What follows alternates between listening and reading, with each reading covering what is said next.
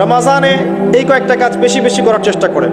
এক নাম্বার, প্রথম কাজ, 5 ওয়াক্ত সালাত জামাতে পড়ার চেষ্টা করেন। পারা যাবে ইনশাআল্লাহ? খুব কঠিন কিছু বললাম ভাই? তার আগে একটা কাজ বলি, তারও আগে, সেহরি করতে উঠেছেন, এমনভাবে খাবেন না যেটা এটা আপনার জীবনের শেষ খাওয়া। এমনভাবে খাবেন না আল্লাহর ওয়াস্তে। এই জায়গায় আপনি খাওয়া নিয়ন্ত্রণ করতে না পারলে প্রবৃত্তিকে নিয়ন্ত্রণ করতে পারবেন না। এটা দরজা, প্রবৃত্তি নষ্ট হওয়ার দরজা হচ্ছে এই পেট, মুখ আর পেট। যে পেটের দাস, সে প্রবৃত্তিকে নিয়ন্ত্রণ করতে পারবে না। রমজান কি জন্যে আল্লাহ পাক না খেয়ে থাকতে বলছেন কেন? যাতে আপনি তাকওয়া অবলম্বন করতে পারেন, নফসটাকে কন্ট্রোল করতে পারেন। কথা কি বুঝতে পারছেন? পানি খাবো না কেন? পানি তো হালাল। নফসটা কন্ট্রোল করা, না আমি করব না, এটা আপনাকে প্রশিক্ষণ দেওয়া হচ্ছে। আত্মার নিয়ন্ত্রণের প্রশিক্ষণ দেওয়া হয় রমজান মাসে। এটাই তার তাকওয়া। তাকওয়া মানে কি? এই যে একটা মরুভূমি মনে করেন, বা সমুদ্রের বিচ মনে করেন, কক্সবাজার সমুদ্রের বিচ, এখানে অনেকগুলো কাঁচের টুকরা রাখা আছে, কাঁচের টুকরা ফেলে দেওয়া আছে। আপনি হেঁটে হেঁটে যাচ্ছেন, পা ফেলছেন, টিপে টিপে পা ফেলছেন, এখানে একটা, ওখানে একটা, ওখানে একটা। এটা তাকওয়া। এইভাবে চলার নাম তাকওয়া। এটা এক্সাম্পল। সেহরি এত বেশি খায়েন না যেটা মনে হয় আপনার জীবনের লাস্ট খাওয়া, এমনটা খায়েন না। এরপরে 5 ওয়াক্ত নামাজ চেষ্টা করেন জামাতে পড়ার জন্য। যদি জামাত মিস হয়ে যায়, নামাজ ছেড়ে দিবেন না, বাসায় পড়বেন। যদি দেখেন ঘুমিয়ে গেছেন, ঘুম থেকে উঠলে নামাজ পড়বেন। যদি দেখেন ভুলে গেছেন, যখনই মনে হবে তখনই পড়বেন, নামাজ ছাড়বেন না। পারা যাবে ইনশাআল্লাহ? যুব সমাজকে বলবো, যাই করো তোমরা যা কিছুই করো না করো, 5 ওয়াক্ত নামাজ ছেড়ো না। 5 ওয়াক্ত নামাজ তোমাদেরকে যে কোনো পাপ থেকে ফিরিয়ে নিয়ে আসবে ইনশাআল্লাহ। এই যুবকদের মাঝে অনেক যুবক আছে এখনো বসে এই পৃথিবীতে, যাদের মধ্য থেকে আল্লাহ পাক দিনের বড় বড় খাদেম বের করবেন ইনশাআল্লাহ। কাদেরকে বের করবেন? যাদের অন্তরে আল্লাহ পাক স্বচ্ছতা দেখবেন, পবিত্রতা দেখবেন, এদেরকে বের করবেন। এমন অনেক মানুষ ছিল যারা মিউজিক করতো, ছেড়ে দিয়ে ইসলামের খেদমত করছে। এমন অনেক মানুষ ছিল যারা জেনা করেছে, পরে ফিরে এসে আল্লাহর দিনে দায়ী হয়েছে। এমন অনেক মানুষ আছে যারা বড় বড় কবিরা গুনাহ করেছে, পরে তওবা করে ফিরে এসে আল্লাহর দিনের খেদমত করছে, আছে না? এই মানুষগুলোকে আল্লাহ পাক হেদায়েত দিলেন কেন? উত্তর, তাদের কলবটা ছিল পরিচ্ছন্ন, সৎ অন্তর ছিল, আল্লাহর ভয় ছিল মনের মধ্যে। আল্লাহর ভয় থাকে, ফিরে আসবে ইনশাআল্লাহ। আমরা দোয়া করি আল্লাহ পাক তাদেরকে ফিরিয়ে দেখ। আমিন। শুধু তাই নয়, এখন ইসলামের যারা প্রকাশ্য শত্রু, তাদের মধ্য থেকেও আল্লাহ পাক ওমর এবং হামজা রাদিয়াল্লাহু আনহুর মতো মানুষ বের করতে পারেন। জানেন, ওমর রাদিয়াল্লাহু আনহু তরবারি নিয়ে বের হয়ে যাননি, তাকে আল্লাহ পাক দ্বিতীয় খলিফা বানাননি। তার মনটা ছিল পরিচ্ছন্ন, আল্লাহ পাক কবুল করেছেন। 5 ওয়াক্ত সালাত পড়ার চেষ্টা করেন জামাতের সাথে, আল্লাহ পাক তৌফিক দান করুন। একইভাবে ইফতার যখন করবেন, তখন এমনভাবে খাবেন না এটা শেষ খাওয়া। গোগ্রাসে খাবেন না, 10টা 20টা 30টা আইটেম করার দরকার নাই। যতটুকু হলে আপনার ইবাদত করার শক্তি চলে আসে, এনাফ। আর বেশি বেশি হাইজেনিক খাবার খাবেন। বাইরের খাবার ভাজা পোড়া বেশি খেতে যায় না, অসুস্থ হয়ে যাবেন। আমরা ইফতারে কিন্তু একদম বিরিয়ানি, পোলাও, কোরমা কত কি খাওয়া শুরু করি। সিম্পল খাবার খাওয়া শুরু করেন, সিম্পল খাবার খান, হোমমেড ফুড খান, বাইরের ম্যানুফ্যাকচার্ড ফুড খান না। আপনি সুস্থ থাকবেন ইনশাআল্লাহ। কারণ ইফতারের পরে আসে আপনার তারাবি। তার ইফতার অল্প হালকা করেন। রমজান মাসে টার্গেট করেন যে আমি কোরআন অন্তত একটা খতম দিব। পড়া যাবে? 30 দিন 30 পারা, 1 পারা করে পড়া যাবে? যারা কোরআন পড়া জানি না, এই যে 1 মাস সময় আছে, 1 মাসের মধ্যে শিখে ফেলবেন। প্রমিস করেন, পারবেন? হাত উঁচু করেন, কথা দেন যে রমজান মাস আসার আগেই কোরআন তেলাওয়াত শিখে নেব ইনশাআল্লাহ। বায়াত করলাম কিন্তু, আপনারা সবাই আমার মুরিদ। বসেন, হাদিয়াও দিবেন যেহেতু মুরিদ হয়েছেন। এখন হাদিয়া হচ্ছে দোয়া। কি দিবেন? দোয়া। রমজান মাসে 1 পারা করে প্রতিদিন, 30 দিন 30 পারা পড়া যাবে ইনশাআল্লাহ। যারা হাফেজে কোরআন আছি, তারা কোরআনটাকে হেফজ চর্চা করবো এই মাসে, এবং তারাবির নামাজ পড়াবো। তারাবির নামাজে এমন মানুষকে ইমাম রাখবেন যার তেলাওয়াতটা প্রচণ্ড বিশুদ্ধ এবং সুললিত, শুনলেই মন কেড়ে ফেলে, এমন মানুষকে তেলাওয়াত করতে দিবেন তারাবির নামাজে। দেখবেন নামাজে মনোযোগ বাড়তে থাকবে ইনশাআল্লাহ। এটাকে এনজয় করবেন, তারাবিকে এনজয় করবেন। ওই 3G 4G স্পিডে নামাজ পড়তে যায় না, রিল্যাক্সে নামাজ পড়বেন, রিল্যাক্সে। আর আমরা তো একটা ঝগড়ায় অভ্যস্ত, 8 রাকাত না 20 রাকাত। এই রমজানে আল্লাহর রাস্তায় ঝগড়া করতে যায় না। আপনি নামাজের কোয়ালিটি বাড়ায় দেন। যদি 8 রাকাতও পড়েন, নামাজটাকে লম্বা করে পড়েন নবীর মতো, পারা যাবে? আচ্ছা, নবী সাল্লাল্লাহু আলাইহি সাল্লামের 8 রাকাতের দলিল তো দেয়া হয়, কিন্তু নবী সাল্লাল্লাহু আলাইহি সাল্লাম যত লম্বা সময় ধরে 8 রাকাত পড়েছেন, এটা কি আমরা পড়ি? তাহলে আমরা সময়টা কেন নিলাম না? 8 রাকাত পড়তে পড়তে পা ফুলে যেত, আর আমাদের 8 রাকাত আধা ঘন্টা 1 ঘন্টায় শেষ, তাহলে কি হলো? তো এই যে বিষয়গুলো, এগুলোতে যায় না, ইখতিলাফগুলো তো যায় না। আপনি নামাজের কোয়ালিটি বাড়িয়ে দেন, সুন্দর করে নামাজ পড়েন, পারা যাবে ইনশাআল্লাহ। আল্লাহ পাক তৌফিক দান করুন। যদি পসিবল হয় রমজানে উমরা করতে পারেন, এতে আপনি আরো সুন্দর করে ইবাদত করার একটা পরিবেশ পাবেন। সবার পক্ষে হয়তো পসিবল হবে না, যাদের পক্ষে হবে আপনারা করার চেষ্টা করতে পারেন। আল্লাহ তৌফিক দান করুন। রমজান একটা কাজ করবেন, বেশি থেকে বেশি মানুষকে ইফতার খাওয়াবেন, পারা যাবে? প্রত্যেক দিন ইফতার মাহফিল করবেন, মসজিদে ইফতার দিবেন এবং রোজাদারদেরকে ইফতার করাবেন। সওয়াব হচ্ছে প্রত্যেকের নেকি আপনি পেয়ে যাবেন ইনশাআল্লাহ। মনে করেন আপনি 10 জন রোজাদারকে ইফতার করিয়েছেন, এই 10 জনের রোজার নেকি আপনি একা পেয়েছেন। এই 10 জনের রোজার নেকি আপনি একা পেয়েছেন, ফ্রি, আপনার নেকি তো আছেই। অতএব যারা সামাজিক সংগঠন আছে বা সমাজের দায়িত্বশীল আছে, তারা যদি এগিয়ে আসে, প্রত্যেক দিন বহু মানুষকে ইফতার করানো সম্ভব না? আবার দেখবেন ঈদের রাতে, যেটাকে আমরা চাঁদ রাত বলি না কি বলি, আপনারা কি বলেন? ওই আর কি, তো চাঁদ রাত, ওই রাতে দেখবেন অনেক অসহায় দরিদ্র মিসকিন থাকে, যাদের সেমাই খাবার টাকা নাই, আছে না? ওই রাতে আপনার সাদাকাতুল ফিতরগুলো দিয়ে দিবেন, সুন্দর করে বন্টন করবেন, ওই দরিদ্র মানুষের কাছে পৌঁছে দেবেন বাড়িতে বাড়িতে, পারা যাবে ইনশাআল্লাহ। এগুলোতে আপনি এনজয় করবেন রমজানকে। আত্মকেন্দ্রিক ভাবে থাকলে এনজয় করতে পারবেন না। আরেকটা কথা আছে, রমজান মাসে যাকাত দিয়ে দিবেন, যার যার যাকাত যেটা আছে। যাকাত দিবেন না, জাহান্নাম অবধারিত। যে সালাত পরে যাকাত দেয় না কাফের, সালাত পরে কিন্তু যাকাত দেয় না, এটা কুফরি। আবু বকর সিদ্দিক রাদিয়াল্লাহু তাআলা আনহু যাকাত অস্বীকারীদের এগেইনস্টে যুদ্ধ করেছিলেন। যাকাতটা কিন্তু নফল কিছু নয়, ফরজ। নিসাব পরিমাণ সম্পদ হয়েছে, যাকাত দিতেই হবে। আর আমি অনেকদিন বলেছি, ইসলামিক ইকোনমিক্সের বেইজই হচ্ছে যাকাত। ইসলামিক ইকোনমিক্সের ভিত্তি হচ্ছে যাকাত এবং ব্যবসা। ধনীর সম্পদে গরিবের হক। বাংলাদেশে এমনও মানুষ আছে যার একজনের যাকাত দিয়ে 100 পরিবার চলা সম্ভব। এমনও মানুষ আছে, যদি সমস্ত যাকাতগুলোকে সুন্দরভাবে কালেক্ট করা যেত এবং উপরের লেভেল থেকে ডিস্ট্রিবিউট করা যেত, দেখবেন বড় বড় মেগা প্রজেক্ট করতে পারতাম আমরা। কে বোঝাবে কাকে? কে বোঝাবে কাকে? কথা বললেই তো সমস্যা। যাকাত গরিবের হক। ধনীদের সম্পদ থেকে যাকাত নিয়ে আপনি একটা পাহাড় করতে পারতেন সম্পদের। এগুলোকে সুন্দর করে ডিস্ট্রিবিউট করতে পারলে, যেখানে কোনো দুর্নীতি নাই, দেখেন বড় বড় মেগা প্রজেক্ট হচ্ছে। আমরা তো ব্যক্তিগতভাবেই যাকাত দেই না, অনেকেই দেই না, নামাজ পড়ি যাকাত দেই না। নিসাব কি তাই বুঝি না। যাকাত কিন্তু ফসলেরও আছে, ফসলের ওষুধ আছে না, চাষিরা ওষুধ দেয় না। রমজান মাসে সাদাকাতুল ফিতর আছে, এটাও দেয় না অনেকে। এগুলো ঠিক না। যাকাত বাধ্যতামূলক। যাকাত দিলে সমাজে একটা সাম্য তৈরি হবে, গরিব না খেয়ে মরবে না। যাকাত কেন্দ্রিক ইকোনমিক্স ছিল বলেই সাহাবায়ে কেরাম রাদিয়াল্লাহু আনহুমের যুগে একজন মানুষ খুঁজে পাওয়া যেত না যাকে সাহায্য করা লাগবে, সবাই স্বাবলম্বী হয়ে যেত, আলহামদুলিল্লাহ। অতএব রমজান মাসে যাকাত দিয়ে দেন আল্লাহর ওয়াস্তে, অন্যথায় কি হবে এটা বলে দিই। তওবা আল্লাহ পাক বলেছেন, এই সম্পদগুলোকে আল্লাহ পাক একত্রিত করবেন, করে আগুনে জাল দিবেন, জাল দিয়ে সোনা রূপা বানাবেন, গলিত গলিত উত্তপ্ত সোনা রূপা বানিয়ে আল্লাহ পাক পিঠে, গালে, কপালে লেপটে দিবেন যারা যাকাত দেয় নাই তাদের জন্য। আমরা আশা করি এই শাস্তি পেতে চাই না, পেতে চাই? আল্লাহ পাক বোঝার তৌফিক দান। রমজানে আর কিছু কাজ করুন, বেশি বেশি আল্লাহর জিকির করেন, দোয়া করেন বেশি থেকে বেশি।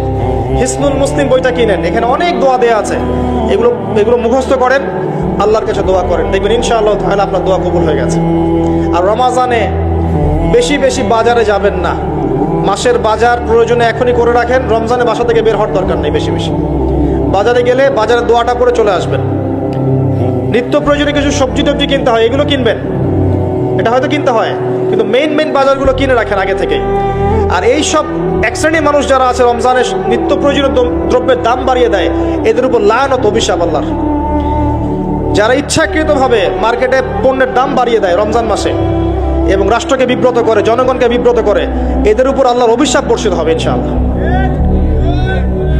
এই কালোবাজারি যারা জোট চুরি করে, সিন্ডিকেট তৈরি করে, এই মানুষগুলোর উপর নবীর অভিশাপ থাকবে, আল্লাহর অভিশাপ থাকবে, দেখে নিয়ে। এই সময় মানুষকে আরো বেশি বেশি খাওয়াবেন, দাম আরো কমিয়ে দিবেন। উল্টা এই সময় দাম বাড়িয়ে মানুষকে ভোগান্তির মধ্যে ফেলানো হয়। আর মানুষ সামান্য তেলের জন্য, চিনির জন্য, বুটের জন্য দৌড়াচ্ছে ট্রাকের পিছনে। সরকারের পক্ষে সব কাজ একা করা সম্ভব? আমরাই তো সিন্ডিকেট করছি, এখানে তাদের কি দোষ? অতএব ব্যবসায়ীদেরকে সতর্ক করব, ব্যবসা এ মাসে করতে যায় না, পরকালের ব্যবসা করেন, ইহকালের ব্যবসা করতে যায় না। রমজান মাসে পণ্যের দাম ফিক্স করে কমিয়ে দেন, বাজার নিয়ন্ত্রণ হবে। তাহলে নাহলে তো আপনারা জনগণকে কষ্ট দিচ্ছেন, গভর্নমেন্টকে কষ্ট দিচ্ছেন, সবাইকে কষ্ট দিচ্ছেন। এই ফল কে ভোগ করবে? এর ফল জনগণকে ভোগ করতে হয়। আল্লাহ পাক এই শ্রেণীর মানুষের তাকদিরে হেদায়েত থাকলে হেদায়েত দেখ, না হলে এদের ব্যবসা আল্লাহ পাক বরকত তুলে নেক, আমরা বদদুয়া করে দিই। আরো বিষয় আছে, এগুলো যা কি সমস্যা আপনারা বুঝবেন না। ইসলামিক ইকোনমিক্স যদি পড়াশোনা করেন বুঝবেন, এগুলো এত বড় লেভেলের সমস্যা যার ফলে হিমশিম খেতে হয় মানুষের জীবনযাত্রার মানকে একটা নিয়ন্ত্রণে নিয়ে আসতে। এই কৃত্রিম সংকট যারা তৈরি করে, এদের প্রতি আল্লাহর অভিশাপ বর্ষিত হবে। এটা মুসলিমরা করছে কেন? মুসলিমদের এমনটা করার শোভা পায় না। হোটেল কেন খোলা রাখছেন? হোটেলের মধ্যে রমজান মাসে পর্দা দিয়ে দিয়েছেন, বেরোজাদার আসবে, খাবে। সুবহানাল্লাহ, কি আশ্চর্য! যেখানে পর্দা করা লাগে সেখানে বেহুত্তার মতো ঘুরে বেড়ায়, যেখানে পর্দা লাগে না সেখানে পর্দা দিয়ে রাখে। সুবহানাল্লাহ। দেখবেন কাপড়ের ব্যবসায়ীদের দোকানে দোকানে এই যে মেয়েদের মূর্তির মধ্যে কাপড়, তাই না? এতে কি ব্যবসায় বরকত হবে? রমজান মাসে সব মূর্তিগুলো ভেঙে ফেলে দেন। ওই মূর্তির এভাবে যদি কাপড় পরিয়ে এরকম দল না রাখা হয়, আপনার ব্যবসায় বরকত হবে না, পণ্য বিক্রি হবে না। উসমান রাদিয়াল্লাহু আনহু ব্যবসা করেন নাই? আব্দুর রহমান বিন আউফ ব্যবসা করেন নাই? শোরুমগুলোতে যাবেন শহরের, দেখবেন মেয়েদের নগ্ন মূর্তি দিয়ে ভর্তি, কাপড় পরিয়ে রেখে দিয়েছে। এতে মেয়েদের সম্মান পাচ্ছে নাকি দেখাচ্ছেন কার বডির সাইজ কেমন? কি চাচ্ছেন এটা দিয়ে? এগুলো সব বের করে ফেলবেন দোকান থেকে। রমজান মাসে এগুলো রাখবেন না। রমজান মাসে যেন কারো গাড়িতে এবং বাড়িতে কোনো জায়গায় গান না বাজে, অশ্লীল কোনো গান যেন না বাজে। কোরআন তেলাওয়াত বাজবে, প্রয়োজনে অ্যারাবিক নাশিদ বাজবে, ইসলামিক নাশিদ বাজবে। এমন কিছু প্লে হবে যেখানে হারাম কিছু নাই, শিরক নাই, বেদাত নাই এবং মিউজিক্যাল ইনস্ট্রুমেন্ট নাই। রমজানে কোরআন তেলাওয়াত বাড়িয়ে দেন, তেলাওয়াত শোনেন। এই কাজগুলো করা খুব জরুরি। একটা কাজের নাম রমজান নয়, রোজা রাখলাম ব্যাস শেষ। আরেকটা কথা বলে শেষ করছি, শুধুমাত্র খাবার ছেড়ে দেয়া আর পানাহার ছেড়ে দেওয়ার নামই রমজানের রোজা নয়। যতক্ষণ পর্যন্ত আমরা রোজা রেখে আল্লাহর হারামকে ছাড়তে না পারছি, রোজা কবুল হবে না। কথা বোঝার চেষ্টা করেন। রোজা রেখেছে, মিথ্যা বলছে, রোজা কবুল হবে না। রোজা রেখেছে, বাপে কম দিচ্ছে, রোজা হবে না। রোজা রেখেছে, পণ্যে ভেজাল দিল, ভালোর সাথে খারাপ মিক্স করলো, রোজা কেটে গেছে। রোজা রেখেছে, আপনার গীবত তহমত করে বেড়াচ্ছে, আড্ডা পিটাচ্ছে, গীবত করছে, রোজা ভেঙে গেছে। রোজা রেখেছে, সুদ খাচ্ছে, সুদি লেনদেন করছে, রোজা ভেঙে গেছে। রোজা রেখেছে, জেনা করছে, রোজা নাই, কেটে গেছে। রোজার মানে এই নয় যে খালি খাবার ছেড়ে দিয়েছি আর পানীয় ছেড়ে দিয়েছি, স্ত্রী সহবাস ছেড়ে দিয়েছি, তাই নয়। আল্লাহর সমস্ত নিষেধ বর্জনের নাম হচ্ছে সওম। এটা হচ্ছে সেই সওম যার প্রতিদান হচ্ছে লাআল্লাকুম তাত্তাকুন, যার ফলে তোমরা তাকওয়া অবলম্বন করতে পারো। শেষ একটা হচ্ছে কুতিবা আলাইকুমুস সিয়াম, তোমাদের উপর সিয়ামকে ফরজ করা হয়েছে। কামা কুতিবা আলাল্লাযীনা মিন ক্বাবলিকুম, যেমন করে তোমাদের পূর্ববর্তীদের উপরে ফরজ করা হয়েছিল। লাআল্লাকুম তাত্তাকুন, যাতে করে তোমরা তাকওয়া অবলম্বন করতে পারো। তাকওয়া তার নাম যে আল্লাহর নিষেধগুলো ছাড়তে পারে। এই হলো সওম।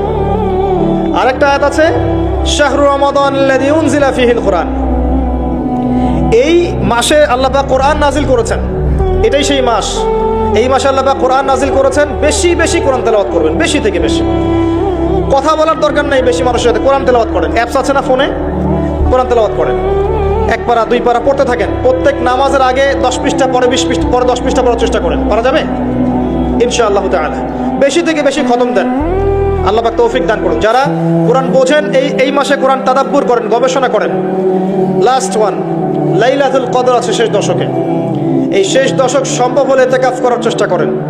যদি ইতিকাফ করা সম্ভব না হয়, শেষ দশকে রাত্রেবেলা বাসা থেকে বাইরে বের হবেন না, মোনাজাতে থাকবেন, জায়নামাজে থাকবেন। পারা যাবে ইনশাআল্লাহ। ওই রাতগুলোর মাঝে একটা রাত আছে, এটা 27-এর রাতই হবে জরুরি না। এটা 21 হতে পারে, 23 হতে পারে, 25 হতে পারে, 27 হতে পারে, 29 হতে পারে। এই জন্য শেষ দশকের প্রতিটা রাত, স্পেশালি বিজোড় রাতগুলো জাগার চেষ্টা করেন। পরিবারবর্গকে জাগান, কোমর বেঁধে নেন, স্ত্রী সহবাস ছেড়ে দেন, যদিও রাত্রেবেলা জায়েজ ছেড়ে দেন। আসেন আল্লাহর সামনে দাঁড়ান, নিজের চাওয়া পাওয়া, কষ্টের কথা, দুঃখের কথা, গুনাহের কথা সব আল্লাহর সাথে শেয়ার করেন। ইনশাআল্লাহ দেখবেন ঈদ উল ফিতর আপনার জন্য হবে ইনশাআল্লাহ। বান্দা সেজদায় আল্লাহর যতটা কাছে থাকে অন্য কোনো সময় এত কাছে যেতে পারে না। আর আমরা কি করে টুক করে সেজদা দিয়ে টুক করে উঠে যাই, একটা দোয়া করার সুযোগ পাই না, চান্সও দেই না। সেজদায় দোয়া কবুল হয়, প্রত্যেকটা সেজদায় একটা করে দোয়া করেন না, একটা করে দোয়া করেন। আরবিতে দোয়া করতে পারলে সবচেয়ে ভালো, যেগুলো কোরআন এবং সুন্নাহ থেকে সাব্যস্ত। যদি নফল নামাজ পড়েন, আপনার আরবি জানা নাই মোটেই, বাংলাতেই বলেন আল্লাহ আমি অসুস্থ, আমাকে শেফা দাও, আল্লাহ আমার ছেলেটাকে হিদায়াত দাও, আল্লাহ আমার রিজিক প্রশস্ত করে দাও, আল্লাহ আমাকে হালাল রিজিকের ব্যবস্থা করে দাও, আল্লাহ আমাকে মাফ করে দাও, বলা যায় না? দোয়া কবুল অন্যতম সময় রমাজান মাস, যেটা সামনে আসছে, রোজা রাখা অবস্থায় আপনি দোয়া করলে দোয়া কবুল হয়ে যাবে ইনশাআল্লাহ। এবং যখন মানুষ আপনার আমল দেখছে না, আপনি গোপনে আমল করছেন, সৎ আমল, যে কাজগুলো মানুষ দেখছে না, আপনি জানেন, আল্লাহ জানেন, ওই কাজগুলোকে দোহাই করে আল্লাহর কাছে দোয়া করেন, কবুল হয়ে যাবে ইনশাআল্লাহ। আরও আছে, অসুস্থ হয়েছেন, দোয়া করেন, দোয়া কবুল হতে পারে। অসুস্থ রুগী দেখতে গিয়েছেন, রুগীকে বলেন আমার জন্য দোয়া করুন, দোয়া কবুল হবে ইনশাআল্লাহ। রুগীর দোয়া ফেরেশতাদের দোয়ার মতো, রুগীর দোয়া মালায়েকার দোয়ার মতো কবুল হয়ে যায়। দোয়া কবুল করতে হলে বেশি বেশি দরুদ পড়েন, ইনশাআল্লাহ দোয়া কবুল হয়ে যাবে। ওই সাহাবীর কথা বলছিলাম, তিনি বলছেন ইয়া রাসূলুল্লাহ আমি দোয়ায় কতটুকু দরুদ পড়ব? নবীজি বলছেন তোমার যতটুকু ইচ্ছা। সাহাবী বলছেন আমি কি 4 ভাগের 1 ভাগ করব? নবীজি বললেন তোমার যতটুকু ইচ্ছা, বাড়াতে পারলে ভালো হয়। সে বলছে আমি কি তাহলে অর্ধেক দরুদ পড়ব? নবীজি বললেন তোমার ইখতিয়ার, যদি বাড়াতে পারো খায়ের। সবশেষে সাহাবী বলছেন আমি কি পুরোটা সময় দরুদ পড়ব? নবীজি বলছেন তাহলে তোমার কোনো দুশ্চিন্তা থাকবে না, তোমার কোনো টেনশন থাকবে না, তোমার সব কিছু ক্লিয়ার। ইহকাল পরকালের সব দায়িত্ব আল্লাহ নিয়ে নেবেন। একটা কালিমা আছে, সকালে এবং সন্ধ্যায় 7 বার করে পড়লে আল্লাহ পাক ওই ব্যক্তির দুনিয়া আখিরাতের সমস্ত দায়িত্ব নিয়ে নেবেন ইনশাআল্লাহ। বলে দেব সেটা কি? হাসবি আল্লাহ লা ইলাহা ইল্লাহু আলাইহি তাওয়াক্কালতু ওয়া হুয়া রাব্বুল আরশিল আযীম। কোন সূরায় আছে কে বলতে পারবেন? একজনও নাই? আলেম একজন বলেছেন, ওই জেনারেলদের কাছ থেকে উত্তর চাচ্ছিলাম। কোথায় আছে? হাসবি আল্লাহ লা ইলাহা ইল্লাহু আলাইহি তাওয়াক্কালতু ওয়া হুয়া রাব্বুল আরশিল আযীম। যে সূরা আপনাকে প্রমাণ করে দিবে যে আপনি মুমিন না মুসলিম না মুনাফিক, তার নাম সূরা তাওবা। একটা সূরা কোরআনের যে প্রমাণ করে দিবে যে আমি আসলে মুমিন না আমি আসলে মুসলিম না আমি আসলে মুনাফিক, প্রমাণকারী সূরার নাম হচ্ছে তাওবা। এই সূরার শেষের দিকে আছে, একদম শেষে, হাসবি আল্লাহ লা ইলাহা ইল্লাহু আলাইহি তাওয়াক্কালতু ওয়া হুয়া রাব্বুল আরশিল আযীম। হাসবি আল্লাহ, আল্লাহ আমার জন্য যথেষ্ট, লা ইলাহা ইল্লাহু, তিনি ছাড়া কোনো ইলাহ নাই, আলাইহি তাওয়াক্কালতু, আমি তার প্রতি তাওয়াক্কুল করেছি, ভরসা করেছি, ওয়া হুয়া রাব্বুল আরশিল আযীম, তিনি মহান আরশের রব। এই কথা যে বলবে সকালে 7 বার, সন্ধ্যায় 7 বার, দুনিয়া আখিরাতের যে কোনো প্রয়োজন আল্লাহ পাক পূরণ করে দেবেন ইনশাআল্লাহ। এটা আরেকজন নবী বলেছিলেন, তার নাম কি? এটা একজন নবী বলেছিলেন, তার নাম কি? যাকে আগুনে ফেলা হচ্ছিল, হ্যাঁ এবার বুঝতে পারছেন কি নাম? ইব্রাহিম আলাইহিস সালাম। যখন তাকে ফেলা হচ্ছে তখন জিবরাইল আলাইহিস সালাম চলে এসেছেন, এসে বলছেন যে আমার কাছে কি আপনার কোনো প্রয়োজন আছে? আপনি চাইলে আমি এই আগুনের ব্যাপারে আপনাকে হেল্প করতে পারি। ইব্রাহিম আলাইহিস সালাম বলছেন হাসবি আল্লাহ ওয়া নি'মাল ওয়াকিল, আল্লাহ আমার জন্য যথেষ্ট আর তিনি কতই না উত্তম কর্মবিধায়ক। বলার সাথে সাথেই আল্লাহ পাক বললেন ইয়া নার, হে আগুন, কুনি বারদান ওয়া সালামান আলা ইব্রাহিম, হে আগুন ঠান্ডা হয়ে যাও, শীতল আরামদায়ক ঠান্ডা হয়ে যাও ইব্রাহিমের জন্য। এই আমলগুলো নিয়মিত করেন, আল্লাহ পাক করার তৌফিক দান করুন। একবার নবী সাল্লাল্লাহু আলাইহি ওয়াসাল্লাম ঘরে বসে আছেন এবং তখন ফজরের আজান দিয়েছে। তিনি বাসা থেকে বের হয়ে গেলেন, দেখলেন যে তার স্ত্রী মুসল্লায় নামাজ পড়ছে এবং নামাজ শেষ করে তিনি সুবহানাল্লাহ, আলহামদুলিল্লাহ, আল্লাহু আকবার, লা ইলাহা ইল্লাল্লাহ এগুলো পড়ছেন। হাতে খেজুরের বিচি আছে, খেজুরের বিচি, এগুলো দিয়ে পড়ছেন, গুনছেন। নবীজি চলে গেলেন নামাজে সাল্লাল্লাহু আলাইহি ওয়াসাল্লাম, গিয়ে সালাত পড়লেন, তার সকালের কাজগুলো সারলেন। সকালে ফজরের পরে তিনি দার্স দিতেন, সাহাবীদেরকে কিছু বলতেন, কেউ স্বপ্ন দেখলে সেটা শুনতেন, ব্যাখ্যা করতেন, সময় লাগতো। এরপর ইশরাকের নামাজ পড়ে বাসায় আসতেন। তিনি সকালের সমস্ত কাজ সেরে বাসায় ফিরে দেখলেন স্ত্রী রাদিয়াল্লাহু আনহা তখনও ওই অবস্থাতেই বসে আছে এবং তাসবিহ তাহলিল করছেন। আল্লাহর নবী সাল্লাল্লাহু আলাইহি ওয়াসাল্লাম অবাক হয়ে জিজ্ঞাসা করলেন, তুমি কি তখন থেকে এখানে বসে আছো? তখন থেকেই তাসবিহ তাহলিল করছো? তার স্ত্রী বললেন, হ্যাঁ ইয়া রাসূলুল্লাহ সাল্লাল্লাহু আলাইহি ওয়াসাল্লাম। তখন নবীজি বললেন, আমি তোমার এখান থেকে বের হওয়ার পরে মাত্র 5টা কালিমা 3বার পড়েছি। কয়টা কালিমা? মাত্র 5টা কালিমা আমি 3বার পড়েছি।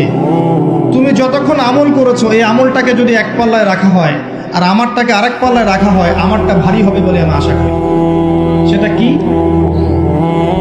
সেটা হচ্ছে এক, আমার সাথে বলেন, সুবহানাল্লাহি ওয়া বিহামদিহি। 2, আদাদা খালকিহি। 3, ওয়া রিদা নাফসিহি। 4, ওয়া জিনাতা আরশিহি। 5, ওয়া মিদাদা কালিমাতিহি। এই 5টা কালিমা 3বার করে, সুবহানাল্লাহি ওয়া বিহামদিহি, আদাদা খালকিহি, ওয়া রিদা নাফসিহি, ওয়া জিনাতা আরশিহি, ওয়া মিদাদা কালিমাতিহি। পারা যায়?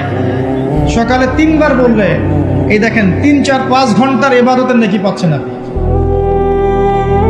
আরেকটা বলে দেই, ফজরের নামাজ জামাতে পড়ার পরে কেউ যদি বসে থাকে, নামাজ জামাতে পড়েছে এরপর জায়গায় বসে আছে, নামাজ শেষ, নামাজের পরে দোয়া হয়েছে আলহামদুলিল্লাহ, দোয়া করেছে, নামাজে বসে আছে, নামাজের শেষে বসে আছে, তাসবিহ তাহলিল করছে, করতে করতে করতে করতে সূর্য উঠে গেল। সূর্যটা উঠে যাওয়ার পরে সেই ব্যক্তি যদি 2 রাকাত নফল নামাজ পড়ে, যেটাকে আমরা ইশরাকের নামাজ বলি, এটা পড়ে যদি বাসায় ফিরে যায়, আল্লাহ রাসূল বলছেন সাল্লাল্লাহু আলাইহি ওয়াসাল্লাম, তার আমল নামায় একটা কবুল হজ, একটা কবুল উমরার নেকি দেওয়া হবে। এই আমলগুলো করতে খুব কষ্ট হবে ভাই। জুমার দিন আসবে, পরশু দিন আসবে না, অনলি একটা আমল বলছি। জুমার দিন আমি 3টা আমলকে বেশি গুরুত্ব দেই। 1 নাম্বার হচ্ছে সূরাতুল কাহফ, যেটা আপনাকে মাসিহুদ দাজ্জাল থেকে বাঁচাবে। 2 নাম্বার বেশি থেকে বেশি দরুদ পড়া, এই দিন দরুদ পেশ করা হয় নবী সাল্লাল্লাহু আলাইহি ওয়াসাল্লামের কাছে। আর 3 নাম্বার এটা যেটা আপনাদেরকে শেয়ার করছি, সেটা হলো আল্লাহ রাসূল সাল্লাল্লাহু আলাইহি ওয়াসাল্লাম বলেছেন, কেউ যদি জুমার দিনে সকাল সকাল গোসল করে, আর্লি মর্নিং গোসল করে ফেলে, একদম ফরজ গোসলের মতো, এবার সবচেয়ে উত্তম কাপড়টা পরে, নোংরা কাপড় না, বেস্ট কাপড়টা পরে, আতর খুশবু ব্যবহার করে, সুগন্ধি ইউজ করে, সুগন্ধি ব্যবহার করে সে সকাল সকাল পায়ে হেঁটে মসজিদে যায়, বাহনে চড়ে নয়, পায়ে হেঁটে মসজিদে গিয়ে ইমাম বয়ান খুতবা শুরু করার আগেই মসজিদে চলে গেছে, ইমামের কাছাকাছি বসে, কাউকে কষ্ট দেয় না। ইমাম খুতবা দিচ্ছে, সে চুপচাপ শুনছে, কাউকে কষ্ট দেয় না। এমনকি পাশে কেউ কথা বলে তাকে এতটুকু বলে না চুপ করো, এতটুকু বলে না, চুপচাপ খুতবা শুনে নামাজ পড়ে ইমামের সাথে সালাম ফিরায়। নবী সাল্লাল্লাহু আলাইহি ওয়াসাল্লাম বলছেন, এই যে প্রতি পদক্ষেপ হেঁটে এসেছে, প্রত্যেক পদক্ষেপের বিনিময়ে 1 বছরের নফল নামাজ, 1 বছরের নফল রোজার নাকি দেয়া। এই আমলগুলো খুব সহজে আমরা করতে পারি। আমি শুরু করলাম কিছু আমল দিয়ে, যে আমলগুলো আপনারা নিয়মিত করার চেষ্টা করেন। আল্লাহ পাক আপনাদের সবাইকে তৌফিক এনায়েত করুন, আমিন। আর কিছু কিছু সূরা আছে যেগুলো নিয়মিত পড়তে হয়, যেমন সূরা ফালাক, সূরা নাস, সূরা ইখলাস। সকালে 3বার, সন্ধ্যায় 3বার, 3-3-3 নয়, আবার 3-3-3 নয়। নবী সাল্লাল্লাহু আলাইহি ওয়াসাল্লাম বলছেন, দৃশ্য অদৃশ্যের যে কোনো অনিষ্ট থেকে আল্লাহ পাক আপনাকে হেফাজত করবেন ইনশাআল্লাহ। আরও আছে সূরা মুলক। এই যে রাত হয়েছে এখন, রাতের বেলা কেউ যদি ঘুমানোর আগে সূরা মুলক তেলাওয়াত করে ঘুমায়, ওই ব্যক্তির কবরের আযাব সূরা মুলক ঠেকিয়ে দিবে ইনশাআল্লাহ। সূরা মুলক আল্লাহর সাথে তর্ক করবে, ভাগ বিতণ্ডা করবে এবং তার পাঠকারীর জন্য সুপারিশ করবে, আল্লাহ পাক তার কবরের শাস্তি মাফ করে দিবেন ইনশাআল্লাহ। যে ঘরের মধ্যে সূরা বাকারা তেলাওয়াত করা হয়, সেই ঘর থেকে শয়তান পালিয়ে যায়। যে ব্যক্তি সূরা বাকারা নিয়মিত তেলাওয়াত করে, তার জীবনে বরকত নেমে আসে। কি আসে? আল্লাহর রহমত আর বরকত নেমে আসে। যে সূরা বাকারা তেলাওয়াত ছেড়ে দেয়, সূরা বাকারা তেলাওয়াতটা করে না, ছেড়ে দেয়, তার জীবনে আক্ষেপ আসে, আক্ষেপ। সূরা বাকারা এবং আলী ইমরান কিয়ামতের মাঠে মেঘের মতো থাকবে, যা পাঠককে ছায়া দিবে ইনশাআল্লাহ তাআলা। এছাড়া আপনারা জানেন যে প্রত্যেকটা হরফে 10টা করে নেকি আপনারা পাবেন। আলিফ লাম মিম বললে মিনিমাম 30টা নেকি পাবেন ইনশাআল্লাহ। আয়াতুল কুরসি প্রত্যেক ফরজ নামাজের পর একবার করে যে পাঠ করবে, মৃত্যু ব্যতীত এই ব্যক্তির জান্নাতে যাওয়ার কোনো বাধা নাই। মৃত্যুবরণ করলেই জান্নাত ইনশাআল্লাহ। আরেকটা আমল বলে দেই, সূরাতুল বাকারা এর শেষের 3টা আয়াত। আমাদের নবী সাল্লাল্লাহু আলাইহি ওয়াসাল্লাম মেরাজে গিয়েছিলেন। মেরাজে নবী সাল্লাল্লাহু আলাইহি ওয়াসাল্লামকে আল্লাহ পাক 3টা হাদিয়া দিয়েছেন স্পেশাল। কয়টা? তার প্রথমটা হচ্ছে 50 ওয়াক্ত সালাত, যেটাকে আমরা এখন 5 ওয়াক্ত পড়ি, কিন্তু নেকি হবে 50 ওয়াক্তের। যে 5 ওয়াক্ত পড়ে 50 ওয়াক্তের নেকি হবে ইনশাআল্লাহ। এই উম্মতের যে কেউ যে কোনো ভালো কাজ করলেই 10 দিয়ে গুণ করা হবে ইনশাআল্লাহ। 1 টাকা দান করেছেন 10 টাকার নেকি পাবেন মিনিমাম। একটা ভালো কথা বলেছেন 10টা ভালো কথার নেকি পাবেন ইনশাআল্লাহ। একটা রোজা রেখেছেন 10টার নেকি পাবেন ইনশাআল্লাহ। এই উম্মতের জন্য খাস, একটা ভালো কাজ করলে 10 গুণ বাড়িয়ে দেওয়া হয়, কিন্তু একটা খারাপ কাজ করলে 10 গুণ বাড়ানো হবে না, একটাই থাকবে ইনশাআল্লাহ। প্রথম হাদিয়া 50 ওয়াক্ত নামাজ। দ্বিতীয় হাদিয়া হচ্ছে এই উম্মতের কেউ যদি শিরক না করে মারা যায়, listen to me very carefully, এই উম্মতের যে কোনো ব্যক্তি শিরকের পাপ না করে মারা যায়, আল্লাহ পাক তার বড় বড় গুনাহগুলোকে মাফ করে দিবেন ইনশাআল্লাহু আযজা ওয়া জাল্লা।